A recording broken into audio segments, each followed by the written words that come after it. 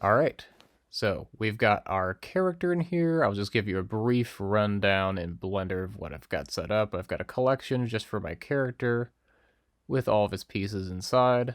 I'm just going to be focusing on the body for now, but this is what I started with. Just a really rough, blocky version. I then subdivided it, and then took that, copied it, brought it into sculpting mode, and just gave it the rough shape that I wanted with all the details that I like. So that's all nice. I'm not focusing on little textures or anything. I'm going to do that later.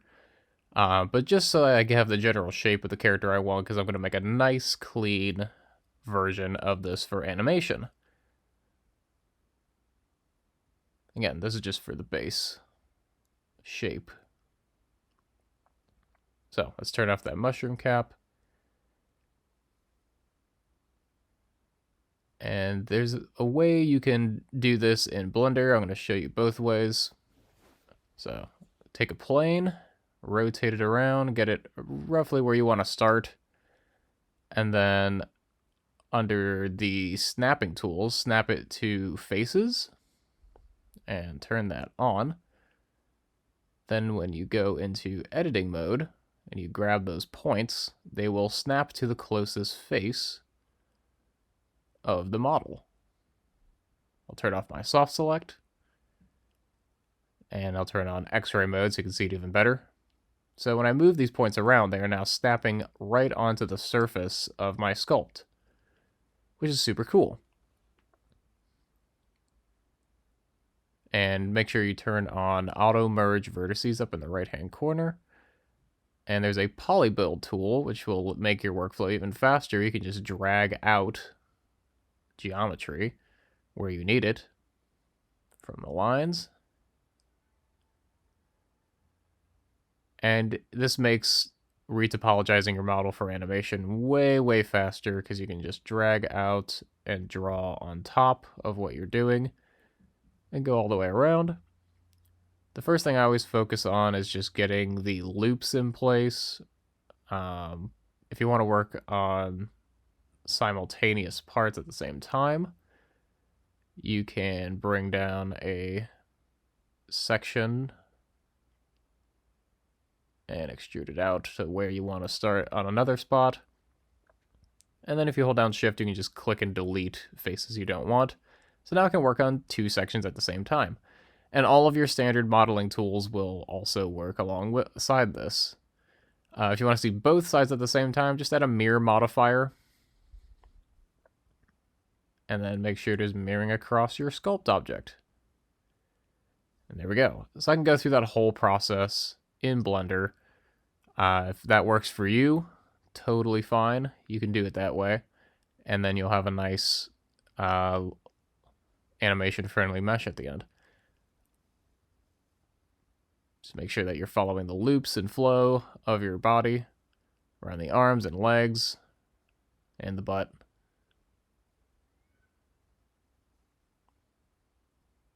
But I'm going to show you how I do it in Maya because I like the quad draw tool in that program just a bit better for this process. So if you want to export something, make sure you've applied all your modifiers. I'm just going to grab the body for now and you can go to export, and we're going to do it as a wavefront OBJ. Just a standard object file. Make sure you check this box over here so that it only exports what you have selected. And we'll name it something that makes sense, so I know what it is.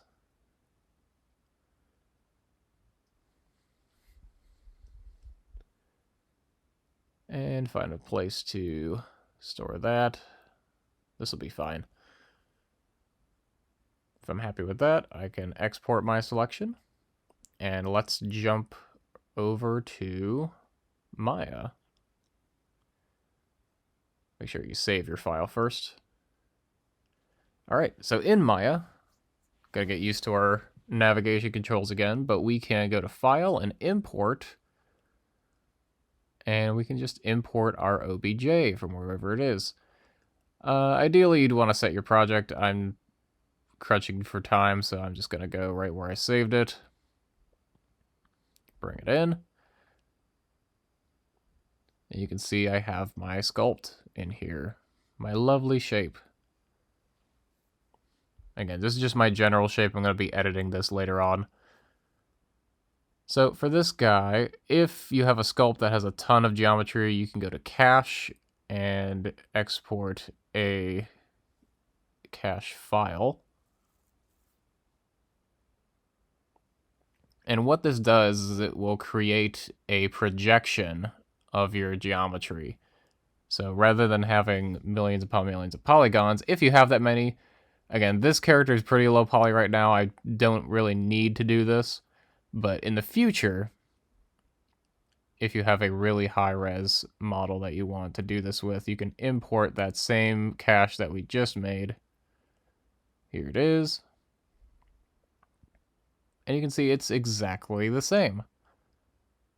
So let's break this down and see what it looks like. Over here we have our mesh, which we work with all the time. And this guy has real geometry. It has points and lines and faces that we can edit. This one does not, because it is just a projection of what we selected from before. So you won't be able to edit that one. So you can see here I can select points, I can select lines, I can select faces. This one does not give me that option because it doesn't have any. So this is going to make your computer run a lot smoother. I'm just going to delete that one and we can just work with the cache. But again, yours is probably not going to be super high res, so it'll work fine. So I'm going to select it, make it a live object with that magnet up top. And what the live object does is it makes it so that when we hit quad draw, we can just draw points and fill them in with geometry. And I can slide this around wherever I need to. Super useful. I can hit delete or I can undo. I'm going to turn on my symmetry for this because I want to work on both sides at the same time. And this will automatically merge things together if we need them to. So you can start wherever you like, but the main thing to keep in mind is just the flow of your geometry. For limbs, we want to have a nice loop around the edge. My magic number that I always go to is 8 sides. It's just really nice because you can divide it in half any way you like. So I'm basically just making an 8-sided cylinder around my arm. And I'm not worried about getting the elbows or anything in right now. I just want the general shape because we want to work from blocky to not blocky. And here I'm just filling those shapes in. With quad draw, Shift will give you a relaxing brush so you can relax those vertices. Control will give you a loop cut, which is super cool. And Tab will let you extrude off of a line. I'm going to turn my soft select off because I don't want that right now. But I'm just going to arrange these around until I generally have a shape that I want to start with. And you always want to work from big and blocky to more detail because we can always add more divisions as we go. So let's just make sure that this low poly arm is in a good starting position.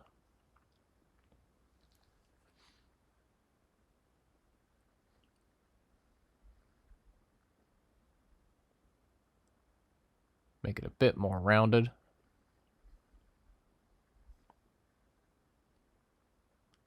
And I'll just fill this in with a point here and just make some quads.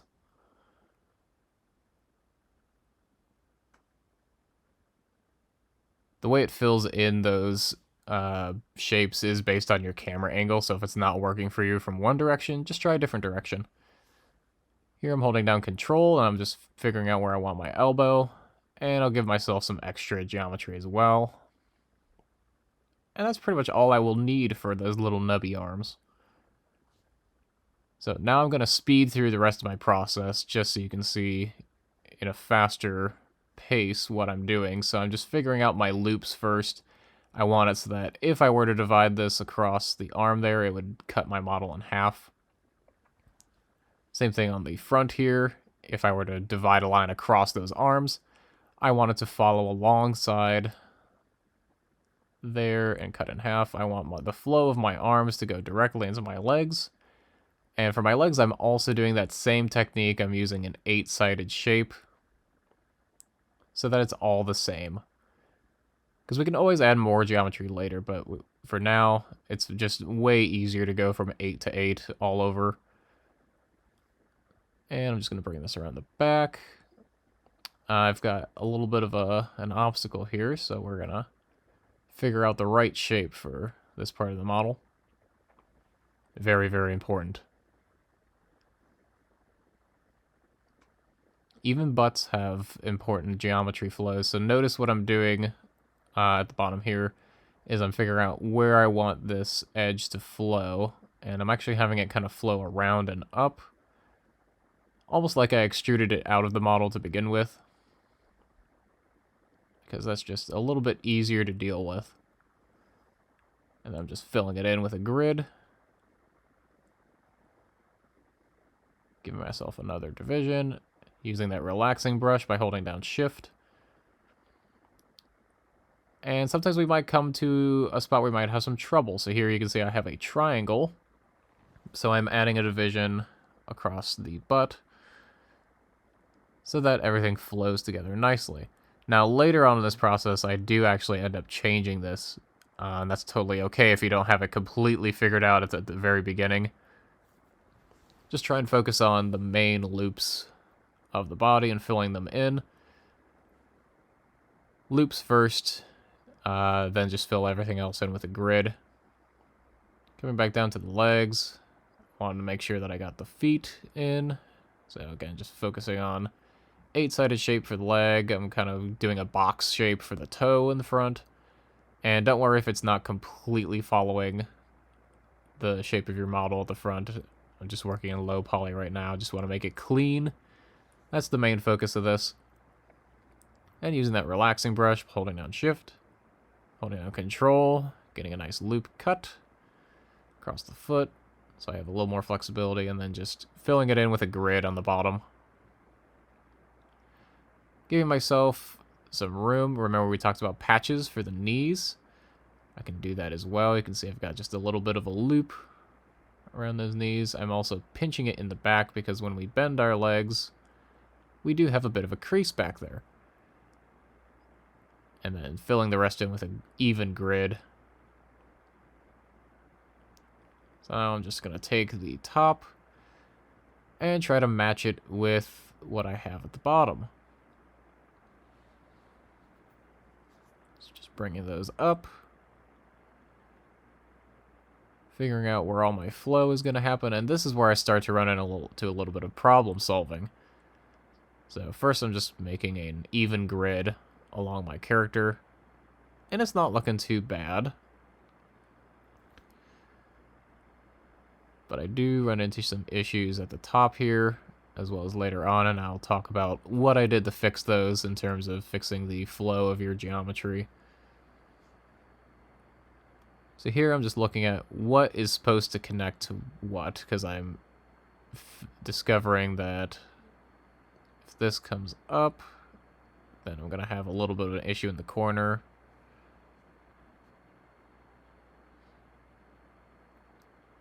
So take some time, just look at your model, figure out the flow of everything. I'm just looking underneath as it goes up. Where should it connect at the top?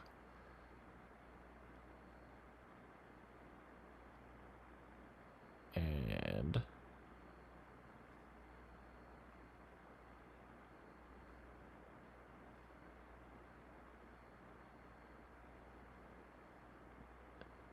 there we go. Ended up just filling that in. If you hold down Control and don't confirm, you'll see in a second me just checking my loop cuts to make sure that everything is flowing nicely. So going across, you can see it cuts it in half from the side on both accounts, and that looks totally fine. That's exactly what I wanted. If I were to cut it in half across to the waist, it would go through the arm to the back. That's exactly what I want. Now in the back of the legs, you can see I've got this weird section where it's kind of looping around the front and back. That's not what I want. What I want is the second part where it kind of just loops around the body. So I need to go in and figure out where it's disconnecting. And what I really wanted to do. Because what I really wanted to do is loop around the front both ways. So what I ended up doing is just deleting faces in kind of these key areas where things are breaking. So that I could redo them and figure it out. Just a little bit of puzzle solving. Kind of like that geometry exercise that we did. A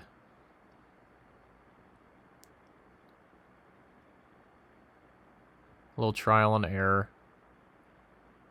Because we don't want triangles, if we can help it. So what we really want is for things to go around the front. So you can see I'm just readjusting my geometry and rebuilding things. And I've got a little bit of triangle there, so I'm just deleting the sides so I can rebuild them a bit cleaner. Again, using that relaxing brush. Super, super useful. Because you can just draw on your geometry however you want. And just adjust it as you go.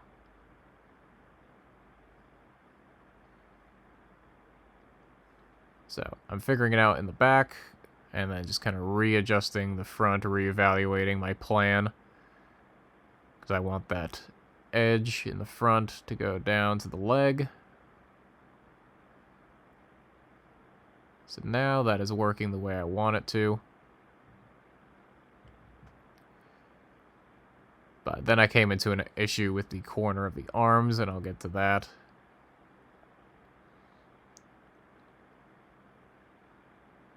But figuring out the topology, I ended up just merging it down and smoothing it out. And that seemed to do the trick for the front. Up here you see I've got a 5-sided shape. I'm just merging that together and then relaxing my points again. Because I don't need that much geometry at the top. It's going to be hidden by a mushroom cap anyway. That's also a nice trick, is if you know something's going to be hidden by another piece, then you can kind of hide your bad geometry there. It's not going to completely break everything. But we want to aim for having something clean. Now, I don't have eyes on my model, but if I did, you could block those in by doing kind of a patch network, kind of like we did on the knee.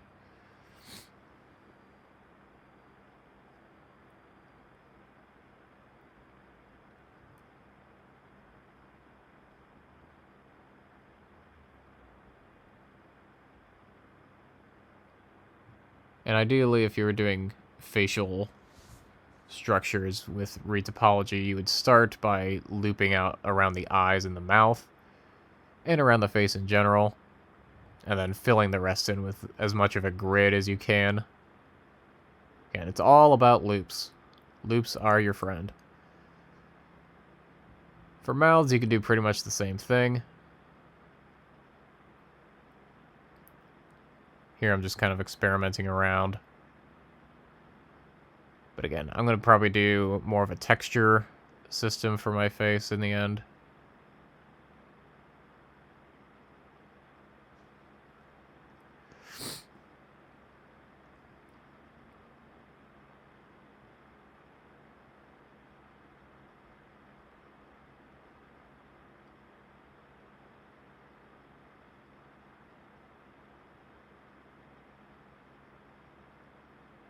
He's got a little mouth. Again, just the same technique with the patch on the knees.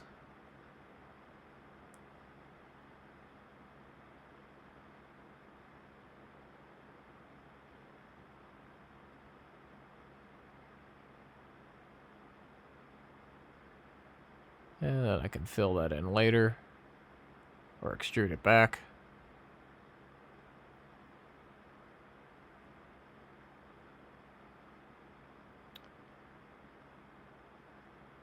And there we go. We've got a rough rough animation friendly model here.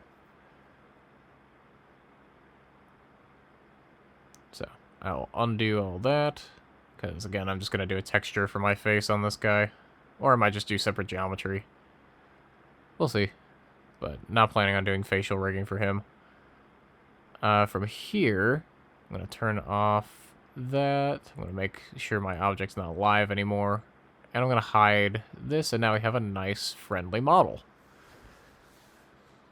But I want to clean this up a little bit more now that it's not attached to anything. So what I'm doing here is I'm just using traditional modeling methods to flatten the feet and turning on my soft select and symmetry to just kind of push things around and get them into the place that I really want them to be. And ultimately, this is what I'm going to have my detail on in the end. So for sculpting on texture, I would just subdivide this model because it would be much easier to translate that back onto it later. Now I'm just rounding out my edges, kind of looking at them in my smooth view. Again, just using that soft select.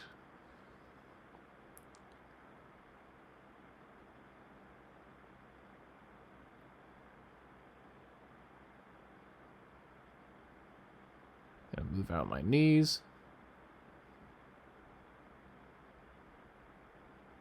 Again, at this point, I'm not focusing on getting it. I'm just focusing on making it the shape that I want for my model in the end. Just kind of micro-adjusting everything.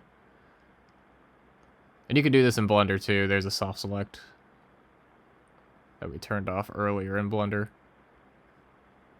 Has a different name though.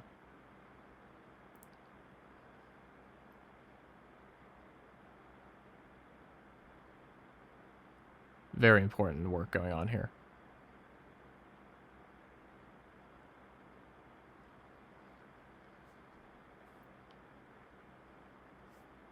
I want to make sure that we're working in our low poly view and kind of going back and forth between that and the smooth view.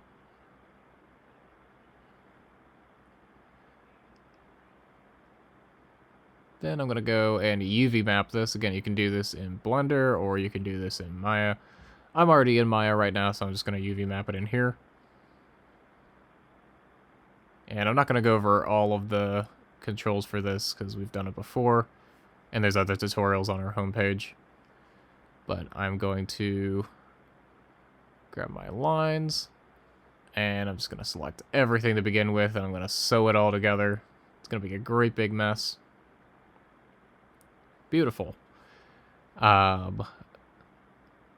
Then with my line select, I'm just going to cut down my model. And for humanoid models like this, or I guess bipedal, the main thing to keep in mind is just you want to keep your seams in places that's not going to matter as much, places that are going to be hidden.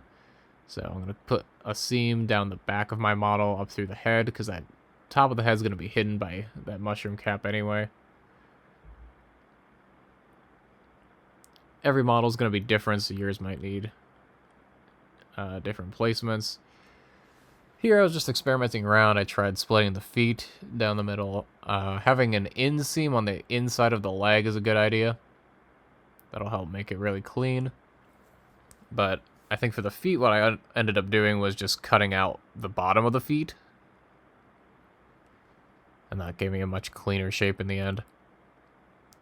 Again, for arms, typically you want to have it running underneath on a more complex human model, but for this, because he's so simple, I'm just going to run it across the back.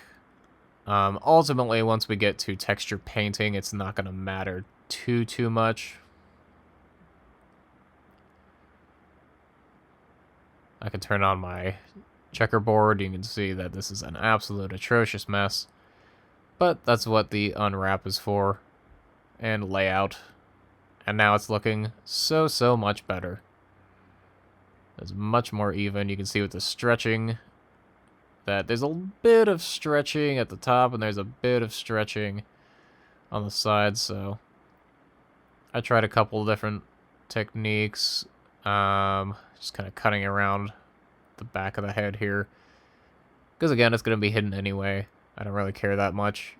For the arms, I just brought it one more segment up and did another cut.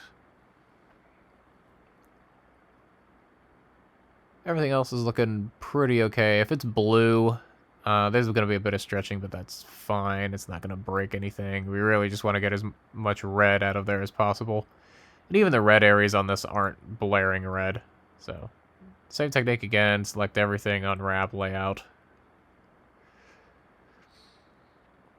And you can see this is much better looking than what we had before. And again, for texture painting, when I bring this back into Blender, it's not going to matter too much. But for sculpting little details like textures and like little wrinkles and stuff, use this as your base mesh and then copy it. And on that copy, subdivide it and sculpt whatever details you want, because then next week we will learn how to project those things back onto the model. But save this, we can go to export. Selection, we want to export it as an OBJ. Now that it has UV mapping information. And I'm going to call it something that makes sense. Mushman body animation or animation UV because it's been UV mapped. Again, totally fine to do this process in either program. I just am more comfortable doing this in Maya. Totally up to you. So we'll save that. And then next time we will dive into rigging and texturing this guy. Very exciting.